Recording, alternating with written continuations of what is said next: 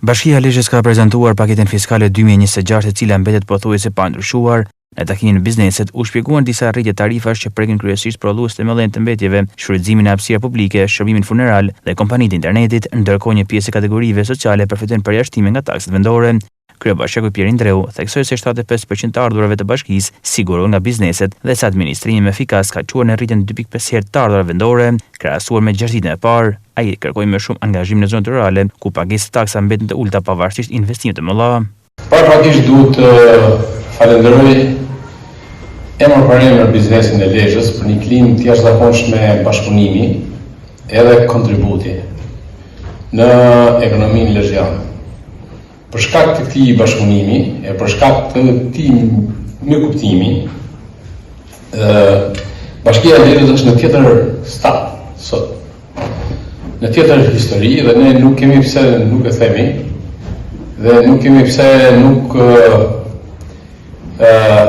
jemi krenar gjithë bashkë, se në fund fundit sa jemi këtu në këtë sallë dhe jemi profituesit e asaj që kemi ndërtu bashkë, një sistemi menaxhimi jo perfekt, po të mirë, po themi të pranueshëm, çka po vjen duke u përmirësuar çdo ditë më tepër edhe në aspektin financiar, por edhe në aspektin e fokusit që kemi ne në drejtim të investimeve. Pra, ajo që duhet thonë qartësisht dhe duhet përmend se ne rrim në buxhetet e njëpasnishme me thellimin e avantazhit të ballancës të buxhetit në favor të investimeve. Nëse kemi pas një ekuilibër që shkote në favor të rrogave, sot është tjetër histori, që do thotë që ne jemi shumë më të përgjegjshëm në përdorimin e taksave.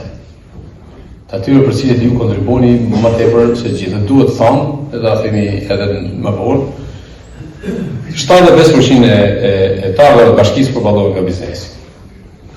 Pra, në mënyra më tjetër, biznesi marr peshën kryesore dhe familjarët mbajnë 25%, të cilat megjithse duhet rritet, që është e vërteta, kemi një problem akoma të pa sistemuar si duhet, janë zonat rurale, të cilat akoma nuk janë futur në sistemin e plot.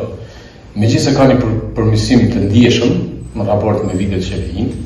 Bashkia e Lezhës do vazhdojë konsultimet për paketin fiskale dhe projekt buxhetin 2026 me qëllim rritjen e transparencës dhe një administrim me të drejtë taksave në shërbim të zhvillimit të qytetit.